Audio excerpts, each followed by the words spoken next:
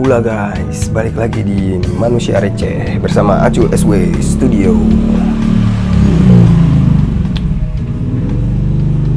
Pada mau kemana sih malam-malam naik motor? Masih pakai baju yang kemarin, tapi ayolah kita semangat karena gue mau ngejar banyak konten karena besok-besok gue malas bikin konten lagi. Hari ini catatan gue. Hari ini gue mau bikin judulnya, nanti gue pendekin ya buat judul. Cuman nih gue tulisnya, kalau lu belum coba, lu gak akan pernah bisa menghargai. Aneh banget judulnya. Ntar ya.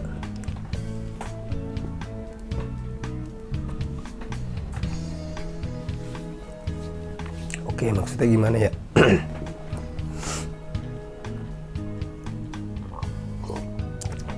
Oh iya guys, di rumah lu pernah banyak gak sih mok-mok yang pada patah ini ya? Ini kenapa ya pada patah, gue juga bingung. Padahal kan megangnya gini. Apa orang buat ngegetok apa gitu ya? Rooftop and Garage. Ini desain gue nih. Tuh. Sombong dikit. Oke.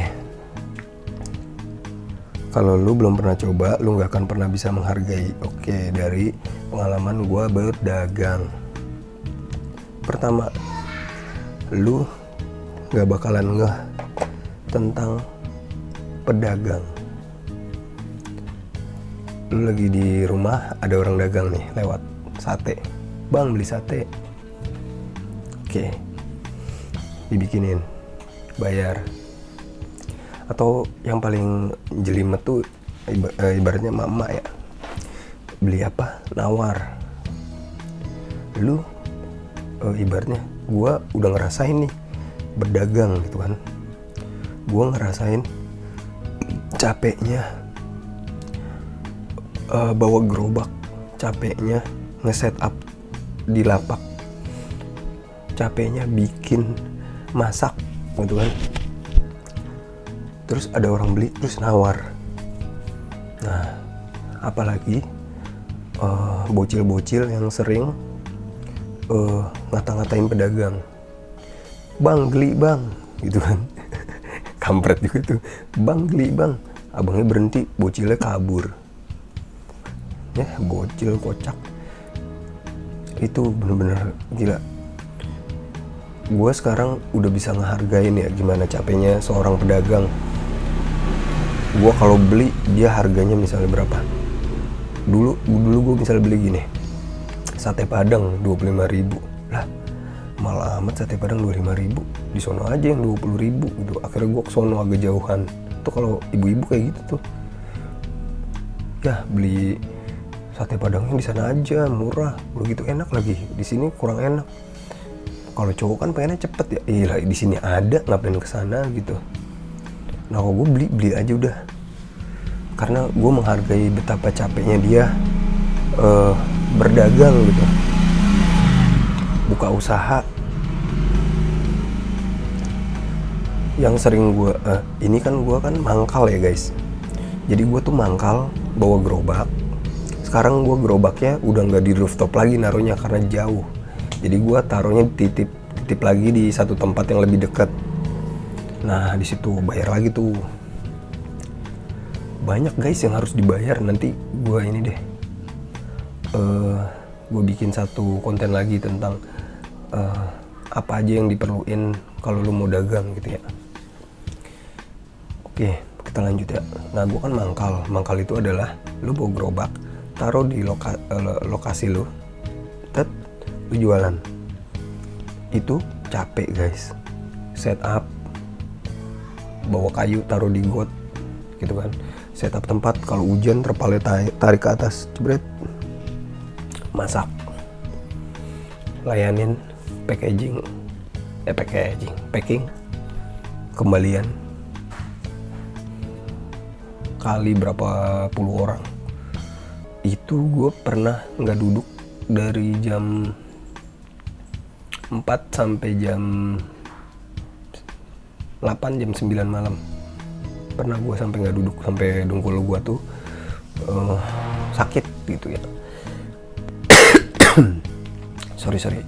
Nah, lu bisa bayangin nggak orang-orang yang dagang bawa gerobaknya muter, didorong guys.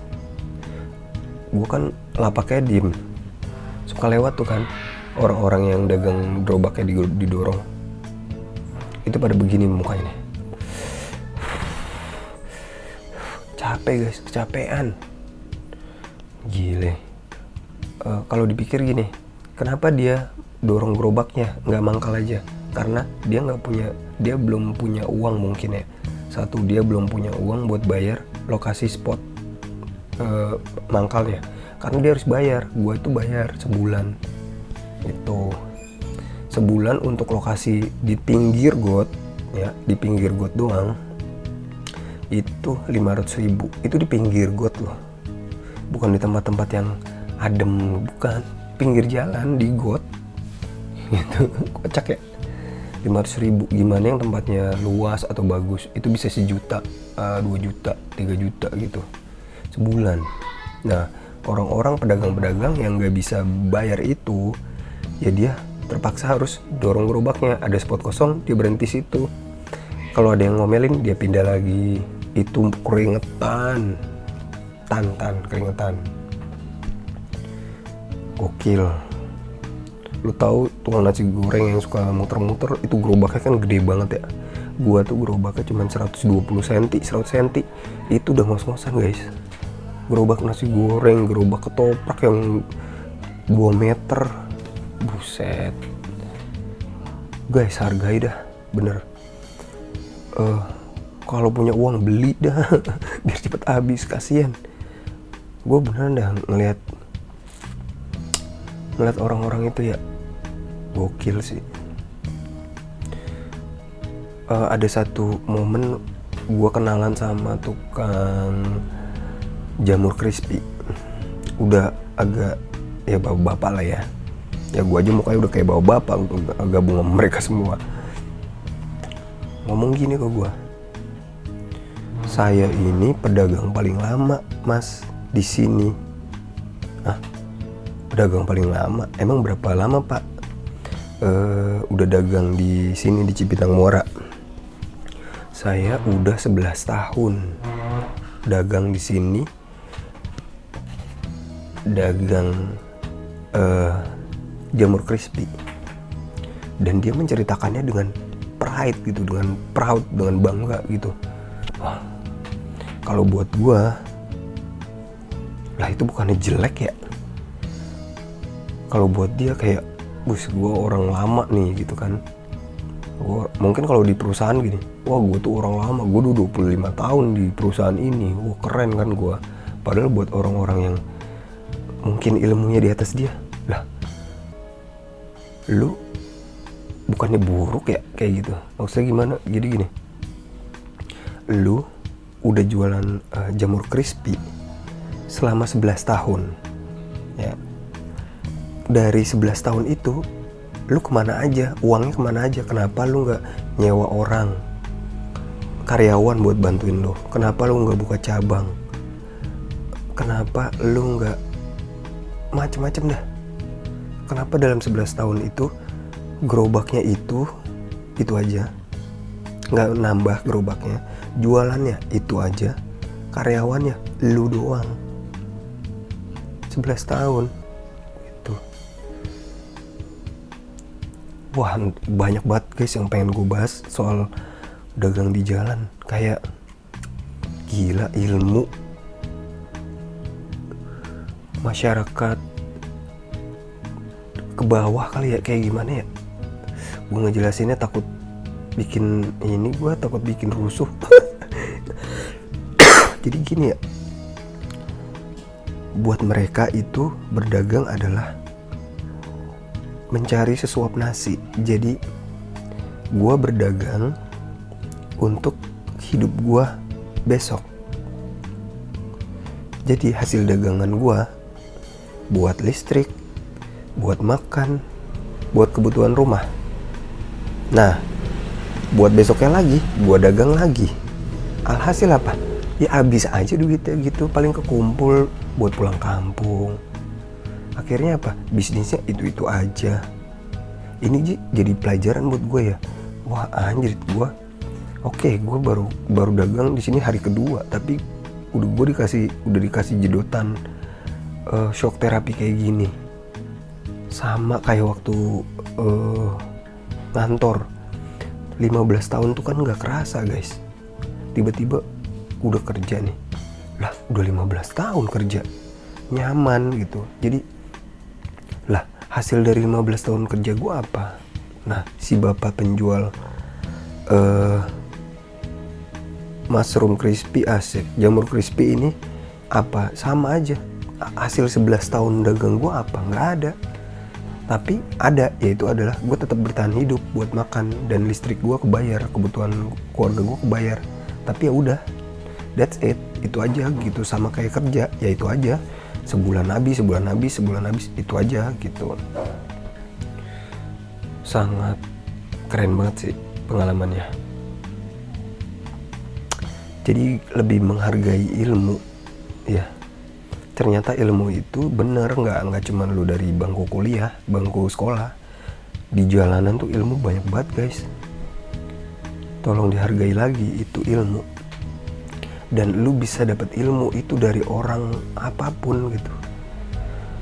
Nah di jalan nih ya, ada cewek eksotik. Gue ngeliat dia pakai tank topan gitu, cewek di Jakarta bulan puasa jalan. Dan orang pada santai, nggak ada yang godain, nggak ada yang apa di situ. Wih, keren banget di daerah ini nih ya. Cewek pakai earphone, tank topan, celana pendek, jalan kaki pakai sendal gitu, jalan kaki. Nggak ada yang godain, biasa aja. Ternyata apa? Dia stres, cewek stres. Pantas nggak ada yang godain. Kayak gitu-gitu. Ternyata kita jangan ngeliat orang dari luarnya gitu. Terus ada lagi. Ada lagi ini, kakek-kakek jualan cilok apa ya, cilok mbah siapa gitu. Dia pakai gerobak kecil, dorong guys. Kakek-kakek, ini udah jam berapa ya? Gue lihat jam 10, jam 11 malam. Udah mungkin dia udah mau pulang tuh ya. Dorong gerobak, keringetan. Dia pakai baju batik khas kakek-kakek Jawa. Pakai topi yang koboi Jawa gitu, dorong gerobak. Tau gak lu di gerobaknya apa? Gambar kakek-kakeknya, branding semua. Itu gerobak si kakek ini yang dagang. Nah, kalau dia udah branding itu kan seharusnya yang dagang bukan si kakeknya, gue bilang gitu ya. Nah ini balik lagi ke, gue langsung ngeliat itu. Nih kakek di brandingin gerobaknya, mukanya dia semua tuh, kiri, depan, kanan, belakang, mukanya si kakek. Lucu dah guys, asli. Lo kalau ngeliat lo pengen beli dah. Maksudnya kasihan gitu ya. Gue nggak tahu rasanya kayak gimana, cuma gila niat nih, cakep. Udah gitu dia pakai baju batik yang sama dan topi yang sama gitu, lagi senyum gini. Set, cilok gitu kan. Gue nggak tahu cilok atau apa. Nah, dari situ gue langsung keinget kata-kata Warren Buffett. Apakah itu? Tunggu, ada motor.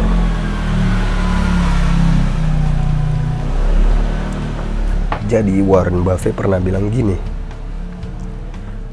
jika kamu tidak bisa menghasilkan uang selagi kamu tidur, kamu akan bekerja sampai mati.